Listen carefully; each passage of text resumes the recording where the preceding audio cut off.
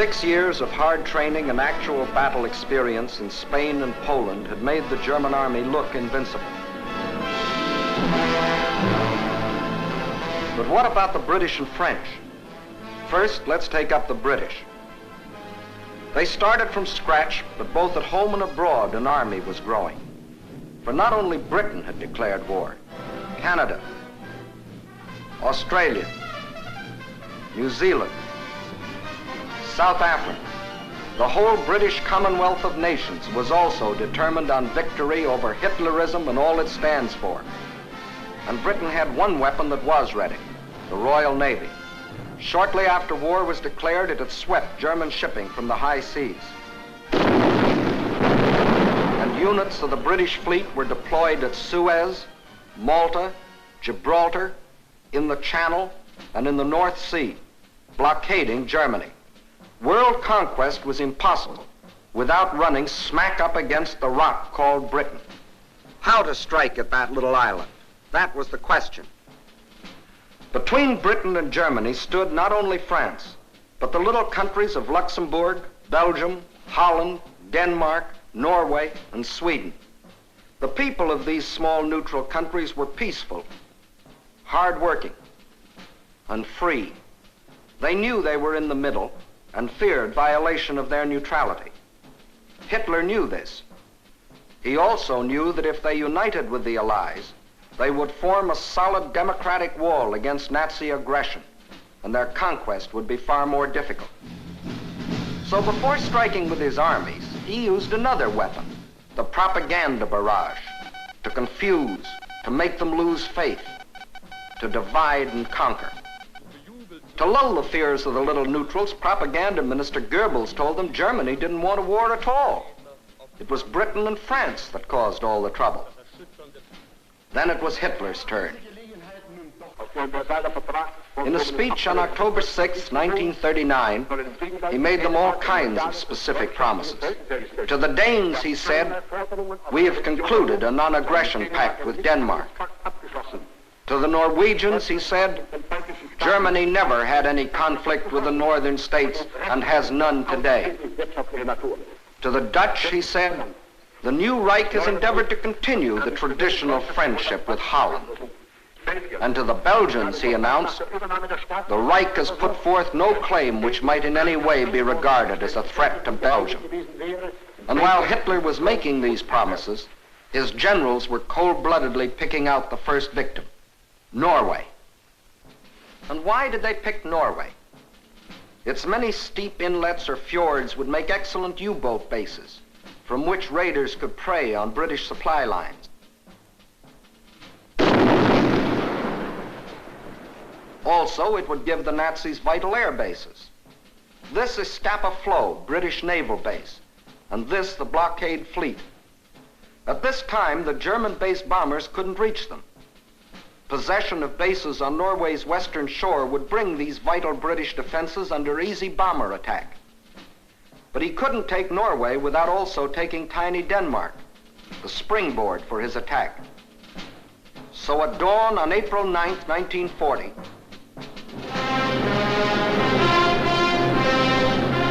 the German army rolled across the neutral borders of Little Denmark, and in a matter of hours it occupied the entire country.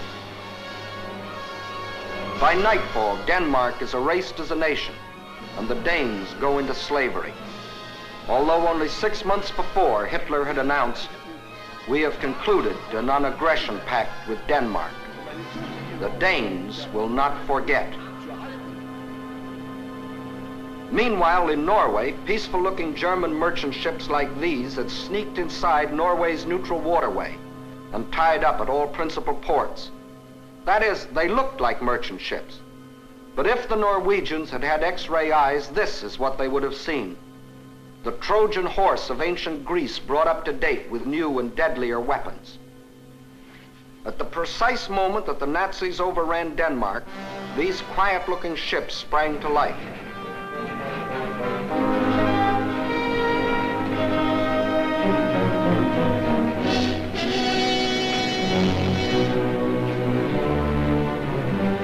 At the same time, Nazi warships, discovered along the entire coastline, started steaming up the Norwegian fjords. Ships, transports, tanks, men, planes, all flung themselves simultaneously upon a defenseless country. Airborne infantry seized every strategic Norwegian airport. The whole job was made easier by treacherous fifth columnists, led by Major Quisling, who seized power and issued orders to suppress resistance. Nazi warships steamed past silent guns that could have blasted them out of the water. This was one of the most amazing acts of treachery the world has ever known. It brought Major Quisling international fame, making his very name synonymous with the word traitor. By the afternoon of April 9th, the Germans were in complete control of all 7 ports where they had landed in the morning.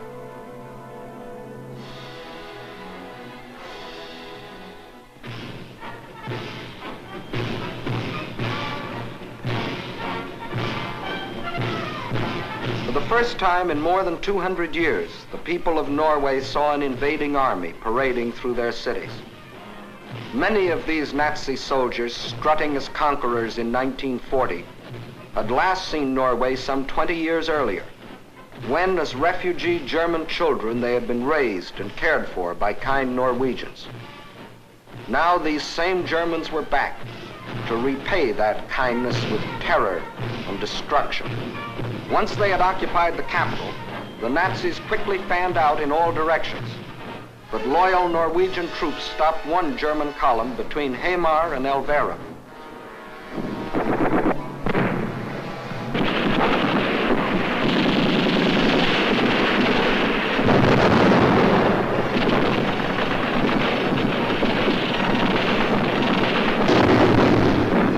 So the Germans brought up their bombers.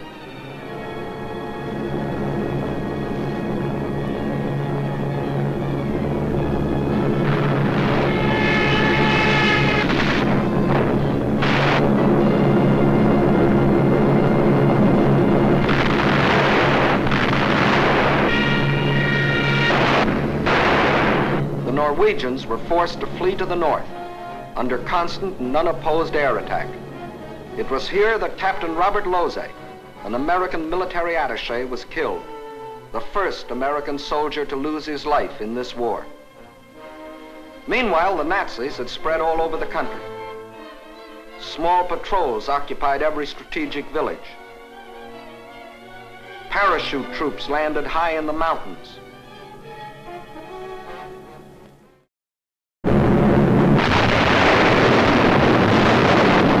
Unopposed bombing raids sent defenseless civilians fleeing in stark terror.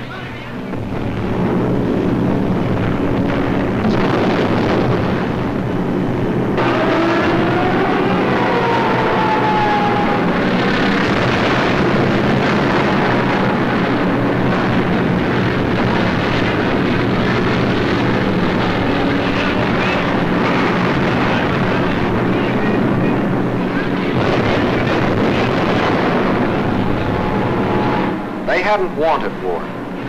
They had done everything to avoid it.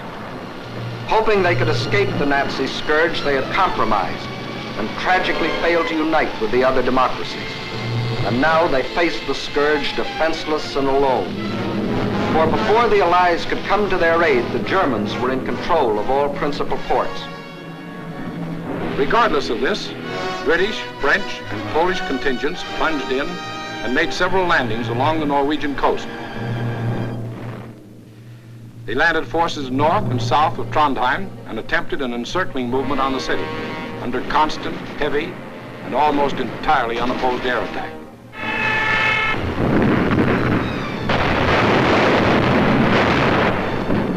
Well, the scene of action was out of range of British fighter planes, so they brought up aircraft carriers. But these are at a disadvantage when opposed by land-based planes. The Allies, therefore, were badly battered from the air. Finally, suffering heavy losses, they withdrew from a hopeless situation. Further to the north, at Narvik, they met with better success, inflicting heavy naval losses on the Nazis.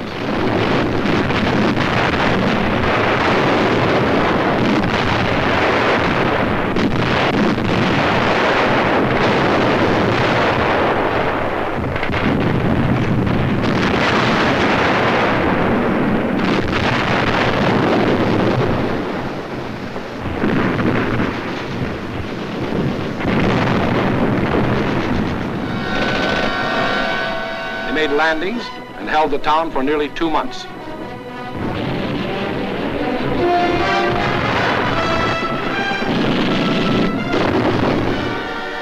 Incidentally, they also took their first prisoners of the present war. But again, the Nazis' overwhelming air superiority proved a deciding factor. And the Allies were forced to withdraw under terrific air bombardment.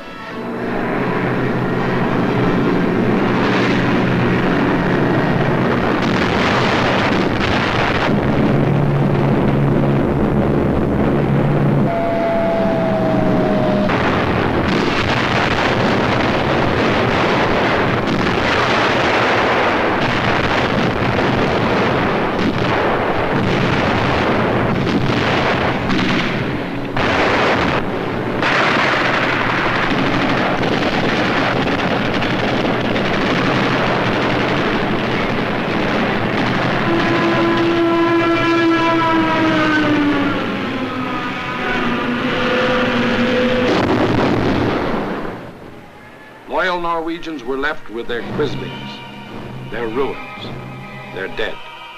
Even though 6 months before Hitler had said, Germany never had any conflict with the northern states and has none today. The Norwegians will not forget. And Hitler had another victory. He had hijacked 2 more countries. The world wondered and sometimes marveled at this man's efficiency. Gangster Dillinger was efficient too.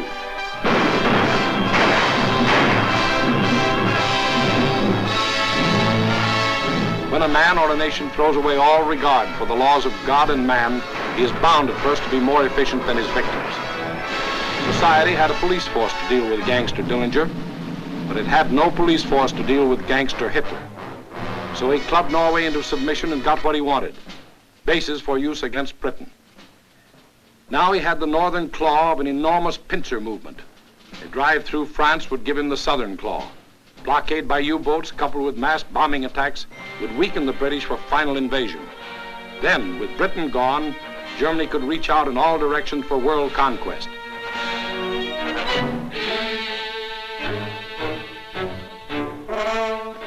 His next move must obviously be through France to get his southern claw.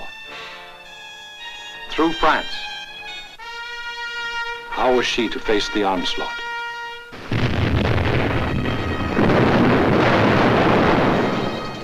These scenes are ancient history. They occurred in 1914.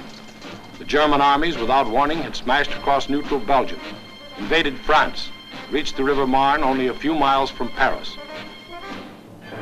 Out of the French capital poured the French reserves, riding out to battle the enemy in every vehicle that could move. The famous taxicab army. Note well, it was riding out to battle. In the center of the French line stood the 9th French Army, commanded by a then comparatively unknown general. On September 5th, 1914, he is reputed to have said, "My right is driven in. My center is giving way. The situation is excellent. I attack."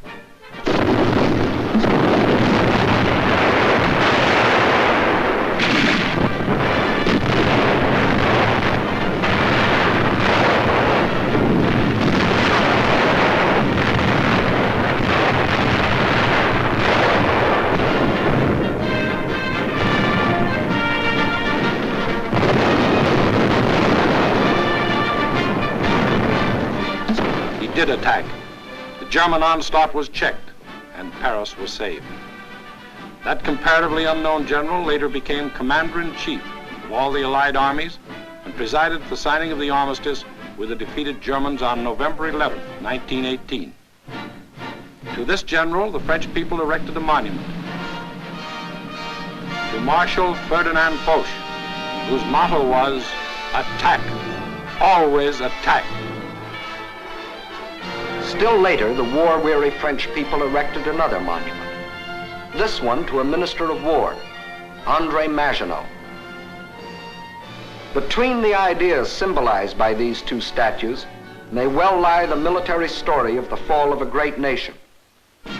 In Foch's time, the proud spirit of France demanded nothing less than victory and placed its faith in the attack. In Maginot's time, the spirit, no longer proud, asked only to avoid defeat and placed its faith in concrete.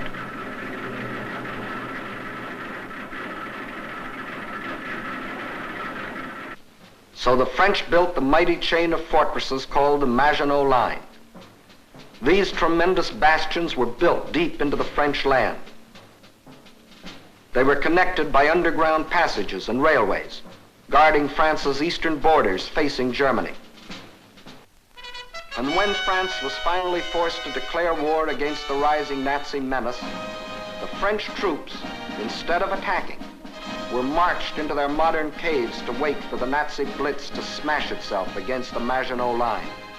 And their generals, headed by Marshal Pétain, proudly announced, "Whoever makes the first move in this war will be hurt." But Hitler didn't go near the Maginot Line. That was France's strong point. Instead, he attacked the weak point. Hitler knew that the French had tried to avoid war instead of preparing for it. That knowledge was one of his greatest weapons. He knew they had planes, but he knew they were antiquated.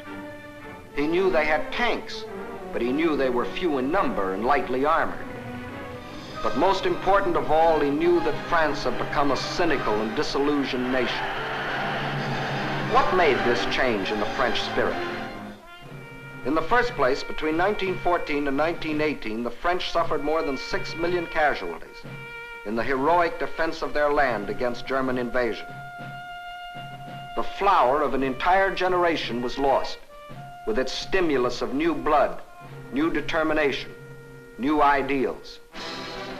Secondly, the failure of the League of Nations, to which the French had pinned their hopes of peace, the corruption of many in high places, the greed of special interests, all had combined to shake the faith of the French people in their democratic ideals.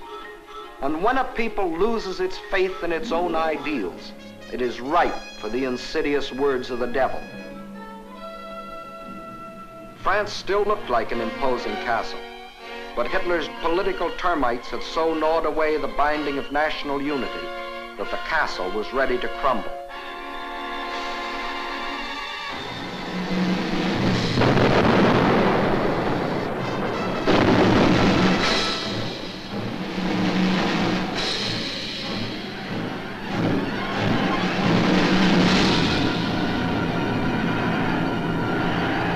During those months of military inactivity that we called the phony war, a ceaseless barrage of German propaganda crossed the still waters of the Rhine to affect the soldiers in the Maginot Line.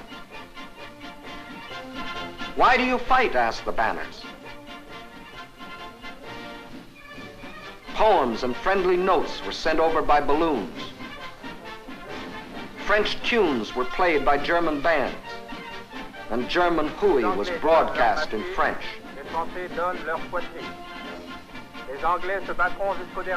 The British will fight to the last drop of French blood. You have been deceived. This is an imperialistic war for Britain. We Germans want nothing of France. What is happening to your wives back home, soldiers? The British are stationed in your villages. Yes, France was ready to be plucked. The whole force of the Nazi might was turned toward the west. How would they strike this time?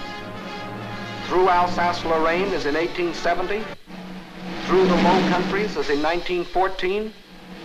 What was the 1940 model conquest? The French considered the Maginot Line utterly impregnable, and therefore believed the Germans would again try a swing through the Low Countries as in 1914. But even after Hitler's rape of Scandinavia, Holland and Belgium, hoping against hope, still clung to their neutrality. So the French massed 78 divisions here along the border of Belgium. 17 were in the Maginot Line. 10 divisions here in case Mussolini got bold. 3.5 as a safeguard against Spain. The British had 10 divisions here. The Allied strategy in the event of an attack against the Low Countries was to swing their armies like a gate into Belgium, the hinge being the north end of the Maginot Line. This all-important hinge was protected by the forest of the Ardennes, a hilly and thickly wooded area, honeycombed with streams, its roads narrow trails, its bridges too weak for military vehicles. French strategists estimated the forest of the Ardennes impassable for armored forces. As you will see, this was one of the costliest estimates in all military history. That was the situation on May 9, 1940.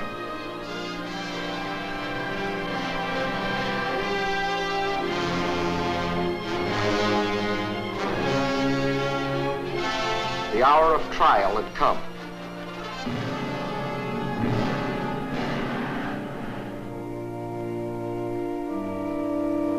The people of the democracies prayed for strength to meet the coming hurricane of terror.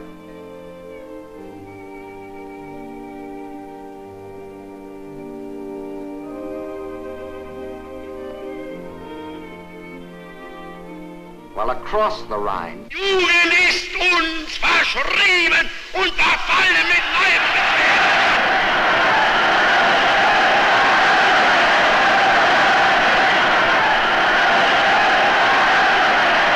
a delirious madness possessed the German nation. Nun als Dauererscheinung für uns, unser Oberster, wird die Einführung der allgemeinen immer wieder herniedersteigen. Und dass man die Wahrheit über Deutschland berichtet. 50.000 Mann auf den Baustellen, der ganz Deutschland erfasste. Überall herrscht seit einem Jahr Regen und für den deutschen die Reinheit seiner Rasse hält. Hitler aber ist Deutschland wie Deutschland, deshalb innerlich nicht zu uns gehört.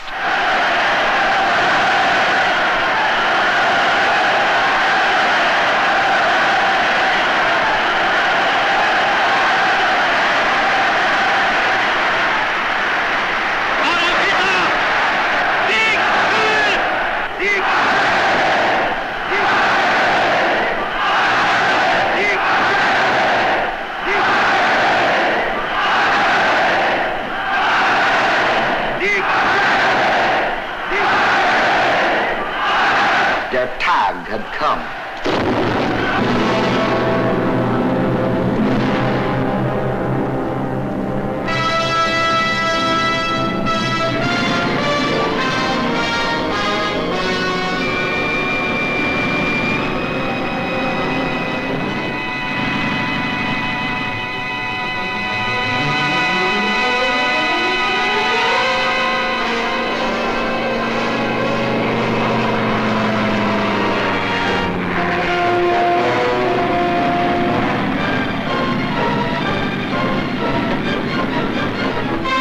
Without even bothering to declare war, the German armies launched a coordinated attack across the neutral borders of Luxembourg, Belgium, and Holland, from the Maginot Line north to the sea. The action along the entire front was simultaneous, so for purposes of clarity, let's take up one country at a time.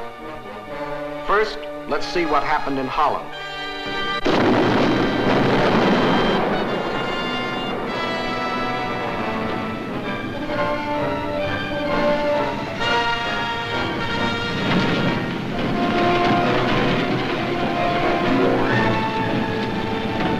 Nazi ground forces smashed through the improvised and hastily erected border defenses. But the main attack was to come from the air, far behind the defense lines.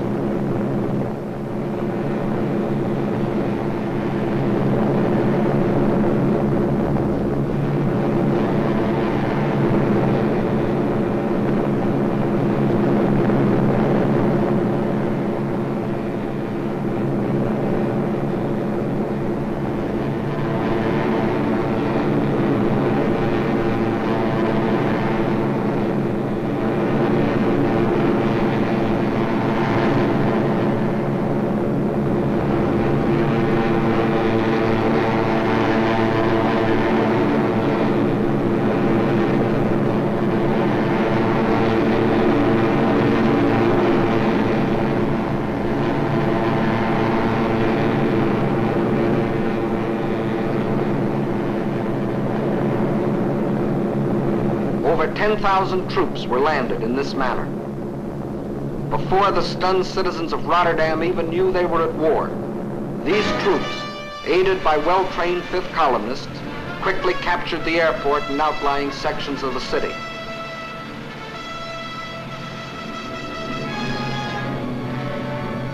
Meantime, Nazi armored columns were racing across the country, their progress speeded by other 5th columnists who prevented the destruction of vital dikes and bridges. These forces effected a meeting with the parachutists landed in Rotterdam. The Dutch were doomed to defeat.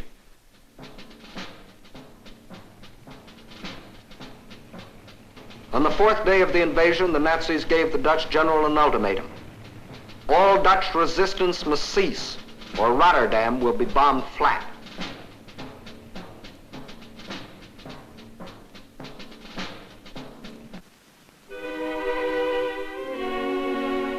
The Dutch general had little choice. To save the lives of innocent civilians, he accepted the German terms. But after the unconditional surrender, the Nazis bombed the city anyway.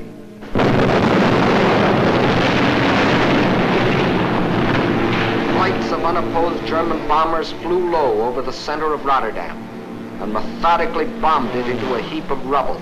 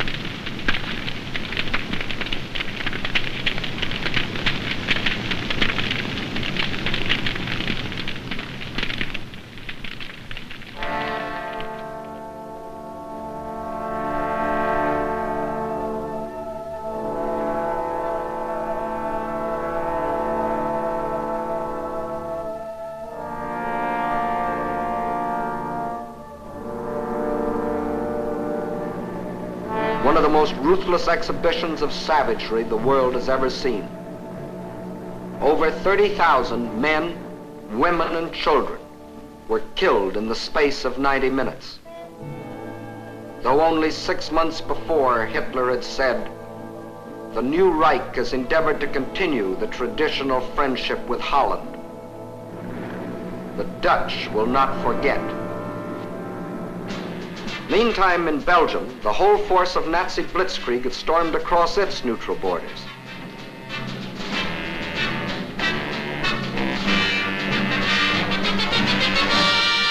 The main German attack was directed at the Albert Canal-Meuse River line, the anchor of which was Fort Eben-Emael, a modern and seemingly impregnable fortress. The Germans had secretly built a replica of the mighty fortress in Czechoslovakia and had rehearsed the attack until they knew every detail of the fort's construction and its every weakness. When the real attack came, it was foolproof. Parachute troops, dive bombers, flamethrowers, specially trained engineer battalions, all working together as a well-trained team.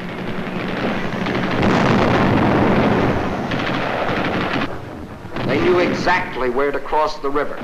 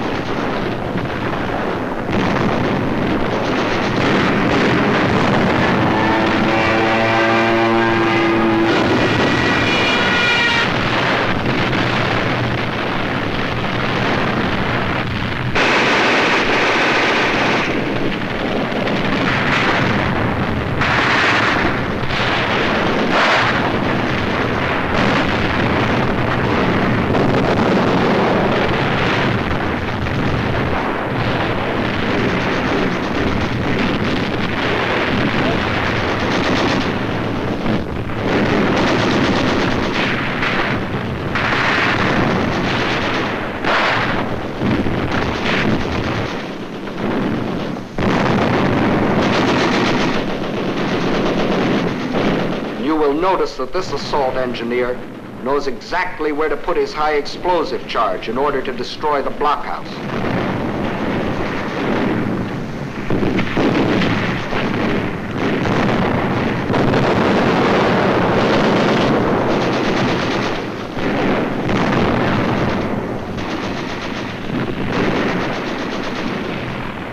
Fort Eben-Emael withstood the Nazi attack exactly 2 days, and the German armies rolled on. Meantime, an hour and a half after the German invasion began, Allied troops crossed the French and Belgian border to meet the advancing Germans.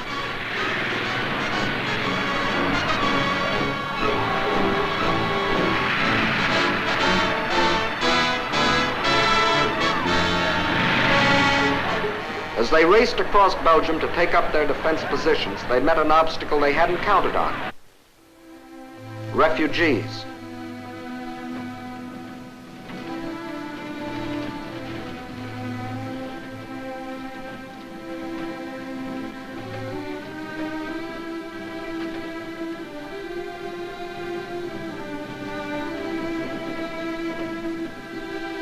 And the refugee-choked roads didn't get that way by accident. The Nazis methodically bombed little towns and villages, otherwise devoid of any military value, not so much to kill as to drive the inhabitants out onto the highways. Then, by expert machine gunning, the Nazis would herd them along in terror-stricken flight to hopelessly entangle the advancing Allied armies.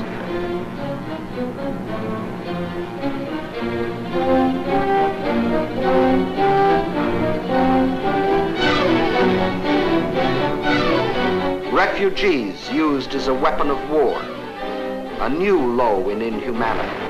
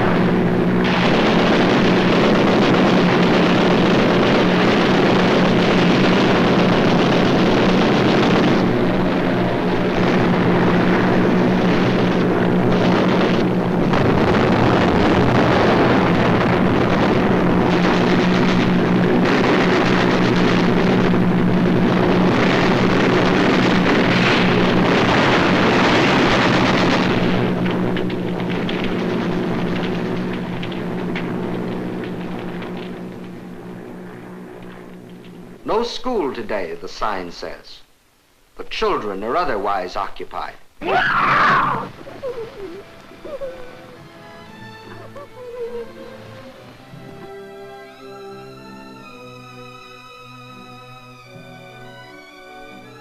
No, no school today.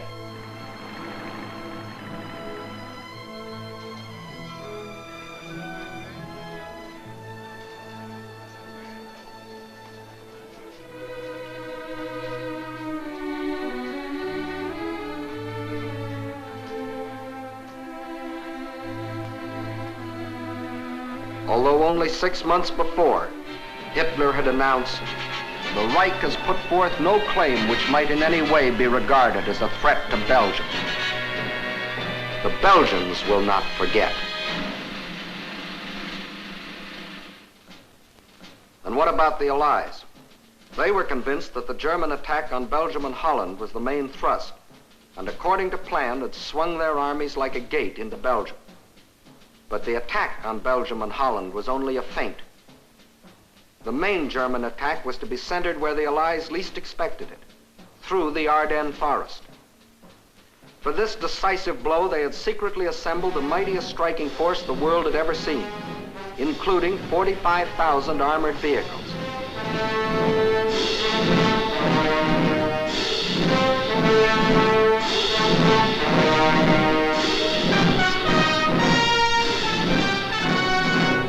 At the same time that the Nazi armies were plunging into Holland and Belgium, this column started to move.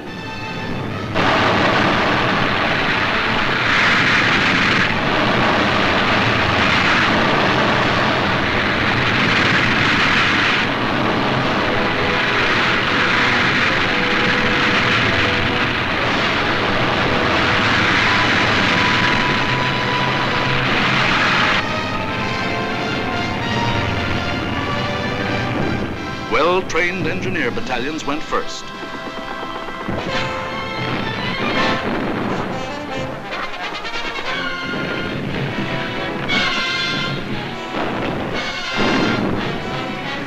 They were opposed only by scattered Allied patrols.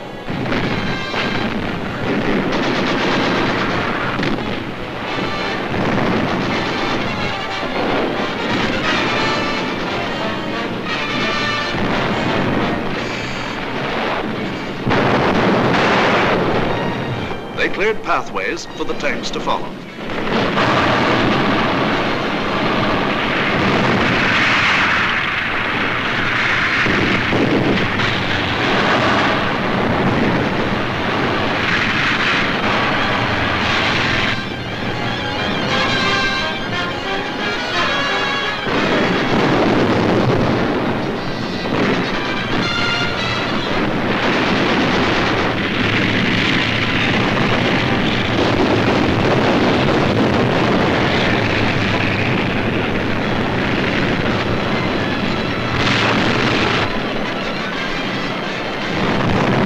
In 3 days, the Germans' armored force reached the Meuse River, 2 days faster than the French thought any troops could get through. By all rules, the Germans should have paused here to bring up heavy artillery before attempting to force the river. But the Nazis had a new type of artillery, dive bombers. With them, they blasted the French positions across the Meuse.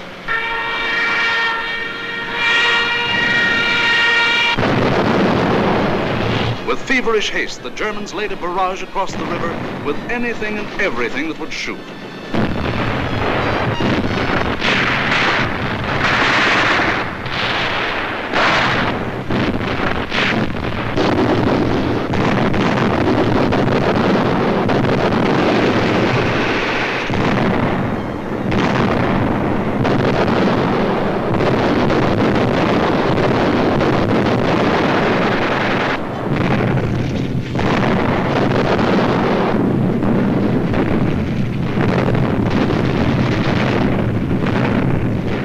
Tremendous concentration of firepower continued all through the night.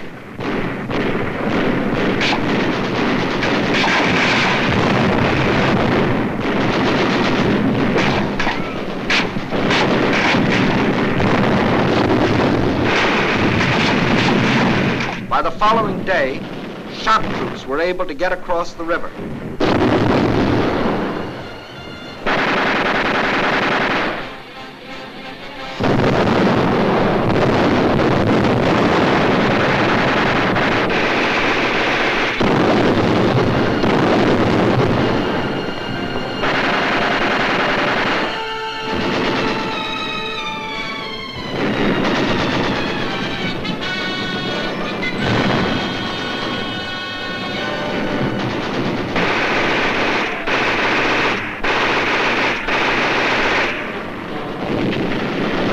These shock troops held the bridgehead until the engineers brought up pontons and built bridges.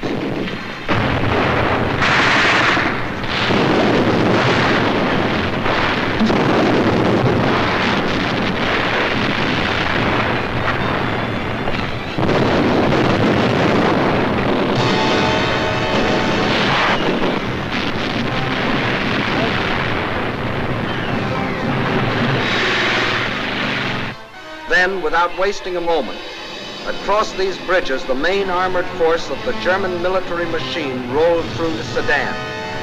for the all-important breakthrough into a dismayed and flat-footed France. There went the old ball game for the Allies.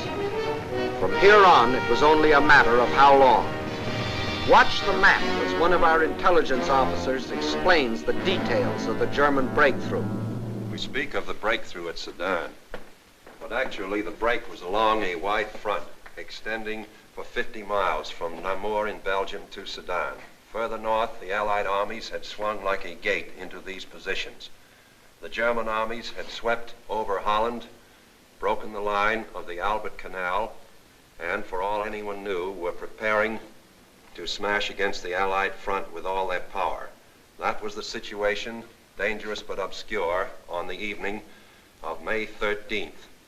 On the 14th and 15th, it became clear that the German breakthrough south of Namur was in the greatest strength, and that the French 9th Army, attacked while moving into position, had been shattered. Without doubt, this was the point of mortal danger, and the French High Command ordered the abandonment of these positions, although they had not yet been attacked. Those positions were abandoned solely because of the situation developing along the Meuse near Sedan. In the meantime, the French 7th Army had been ordered to make its historic forced march far to the south into the area threatened by the rapidly advancing German spearheads. This army was not used to attack the German flank, but rather was used as a plug to restore the broken front. Throughout, the Allies had placed their faith not in offense, but in defense, and the defense was doomed to failure because it was confronted with an entirely new technique in warfare, the plane tank infantry team in action. The world was staggered by the speed with which the German armored columns moved. What was the secret that enabled armies to move so far so rapidly? The secret lay in the organization of the striking spearhead. Armored forces came first, closely followed by motorized divisions, which peeled off, forming solid walls. And through the corridor thus formed, raced the supply trucks to feed the ever-lengthening column. It was obvious that if the Allied situation was to be restored, the German column would have to be cut. On May 17th, General de Gaulle attacked the German flank and captured a few prisoners. But his light mechanized forces were like a pin pricking the side of a rhinoceros. A subsequent attack met with even less success. The means for a really successful counterattack against the German corridor simply did not exist. Where numbers of divisions were required, only handfuls of companies and battalions were available. A valiant attempt to cut the German corridor was made by a group of slow-moving British tanks just south of Arras. But lack of sustained striking power doomed this valiant unit to destruction. On May 21st, the German spearhead reached the channel port of Abbeville. Protecting their flank along the Somme, the Germans fanned out to the north and east. This was to be the perfect battle of annihilation. On May 28th, the Belgian army, compressed into a small space and weary of battle, laid down its arms. That left the desperate French and British defenders with their backs to the sea at the small channel port of Dunkirk. One of the greatest disasters in history seemed in the making. An entire British army faced annihilation. But out of the fog and the mist shrouding the channel came a strange armada of navy craft, fishing boats, pleasure yachts, anything that would float. The seagoing people of Britain had come to rescue their army. High overhead, British fighter planes fought the Luftwaffe to a standstill.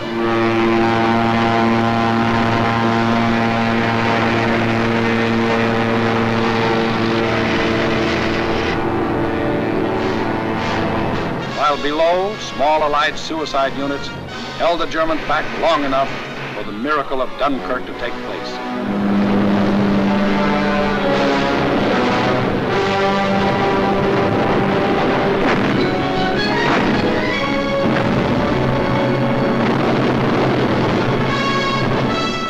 211,500 British troops, plus 112,500 French and Belgian were rescued. Over 300,000 battle-tested men, grimly determined to go back again with new tools, new weapons with which to blast the hated Nazis out of this world. For free men are like rubber balls. The harder they fall, the higher they bounce. Leading the British by this time was a man who had been bouncing all his life, Winston Churchill, who had tried for years to warn the world about Germany. Meantime, the situation that faced France was as nearly hopeless as a military situation can be. 2/5 of the French army was lost. There were fewer than 50 divisions left to defend a front almost 200 miles long, running from the northern end of the Maginot Line to the sea. And behind that thin front line, there were no reserves. The despairing people of Paris sent their children south, praying that some miracle would keep them from harm.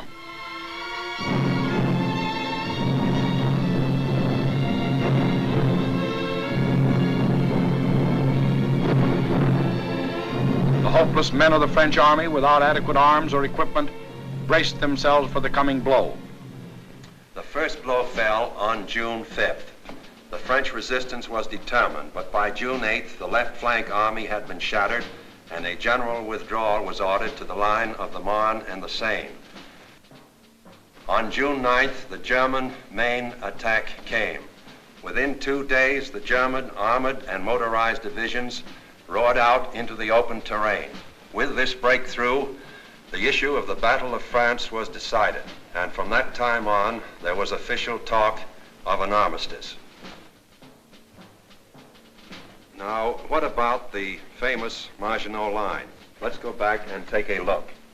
On June 14th, the Germans launched 2 attacks against the Maginot Line. In both cases, penetrations were effected. But we must remember that this was against fortifications defended by men devoid of hope. In the meantime, Mussolini, now thinking it's safe, sent his divisions racing across the border. The hand that held the dagger has struck it into the back of its neighbor.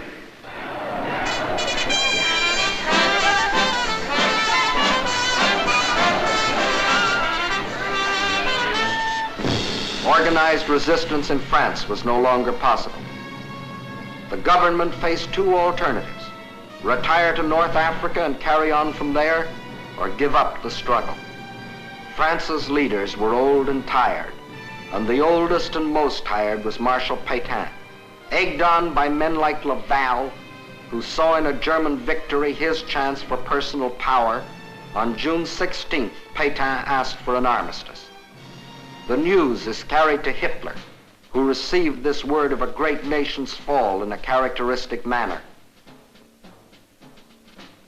Also characteristic were his terms for the armistice.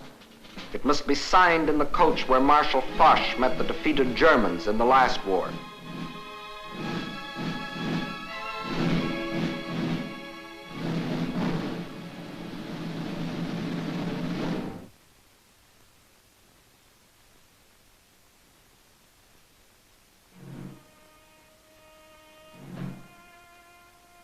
The French delegation arrives to pay the final price of French disunity and the treachery of some of its leaders.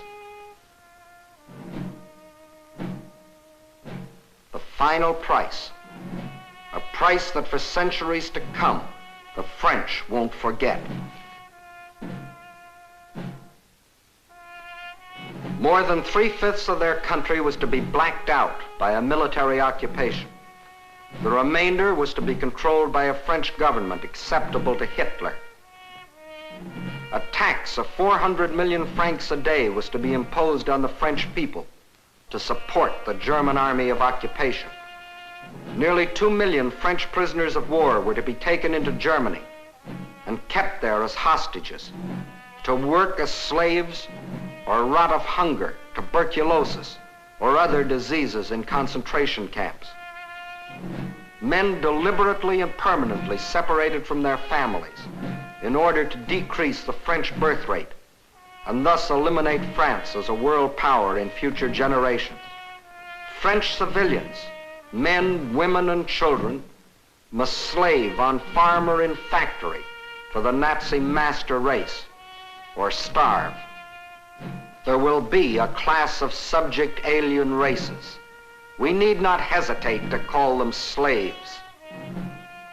French children were to grow up on such inadequate food that many would reach the age of 12 before they grew new teeth. And for any attempts to protest against these restrictions, thousands of innocent French civilians would be executed. This was the price the French were to pay as they signed the armistice. And the master of the master race must go to Paris to tour the streets of what was once the city of light. You notice no cheering crowds here to welcome in the new order.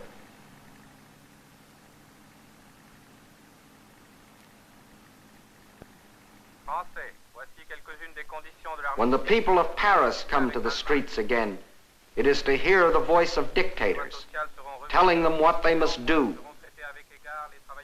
how they must live, what they must say, what they must think, telling them how to be slaves. Gone is the Republic of France. Gone is free speech and a free representative government. Gone is liberty, equality, fraternity. These are the French. With their ears they listen, but their minds and their hearts, these are down on the Mediterranean where the battle colors of the regiments are being taken to Africa, out of the Nazi grasp. The people weep as their glory departs, for they don't as yet know that France has hope, a rallying point. Charles de Gaulle, a soldier in the great tradition of Foch, is not surrendering. He will continue to fight, gathering about him loyal Frenchmen from all over the world to become the Free French Army, the Fighting French.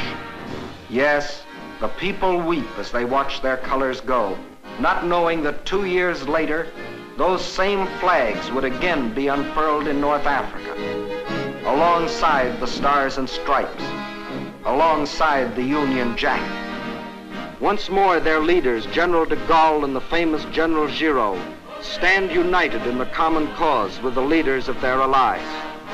Once more, the red, white, and blue of France is raised on high. For out of the ashes of the defeat and the humiliation of France, her soul has been born again.